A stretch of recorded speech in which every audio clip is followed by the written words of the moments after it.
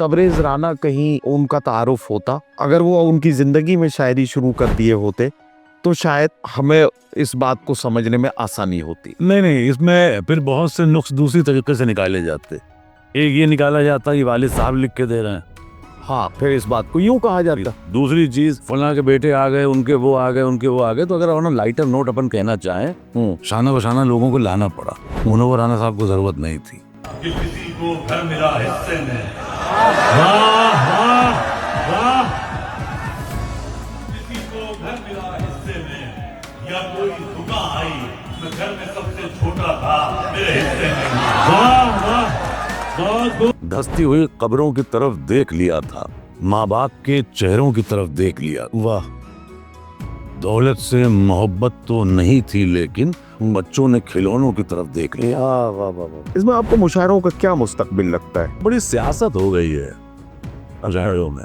हमारे वालिद भी कहते थे कि यार हम किसी का नाम वाम नहीं काटते, क्योंकि जब अल्लाह ने किसी का रिस्क लिखा हुआ है उस पर अपना कलम चलाना जो है बुरी बात है। ये फिरौनियत है एक किस्म की। क्योंकि देखिए, अब वो जिस हिसाब से मुल्क में तासुब फैल गया है, तो उर्दू ऐसे ही सौतेली थी, अब वो और ज्यादा सिमटती चली जा रही है वो चादर। 3 महीने तक जितने मेरी जो सब हैं घर में, बहनें, अम्मा, कोई उनकी बात समझ नहीं पाता था।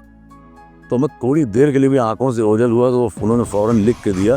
तो मेरी बड़ी वाली बहन है उन फौजिया, उनके पास है वो, तो उन्होंने लिख के दिया कि वो मुझे तब्बू कहते थे, कहने के तब्बू तुम कहाँ हो, हम तुम्हारे बिना अधूरे हो जाते हैं। ओहो, ये उन्होंने लिख के दिया।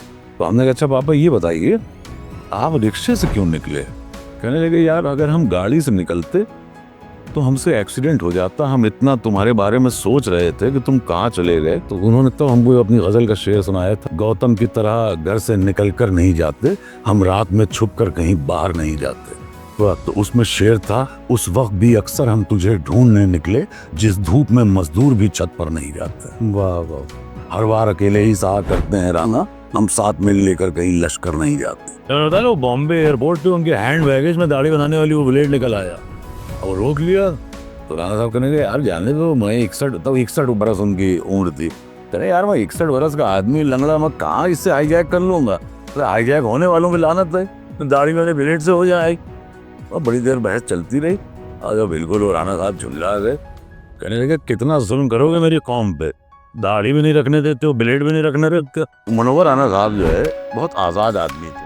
और ये जो सूरज लिए कांधों पे फिरा करते हैं, ये जो सूरज लिए कांधों पे फिरा करते हैं, मर भी जाए तो मुनव्वर नहीं होने वाले। ये जो सूरज लिए मर भी जाए तो मुनव्वर नहीं होने।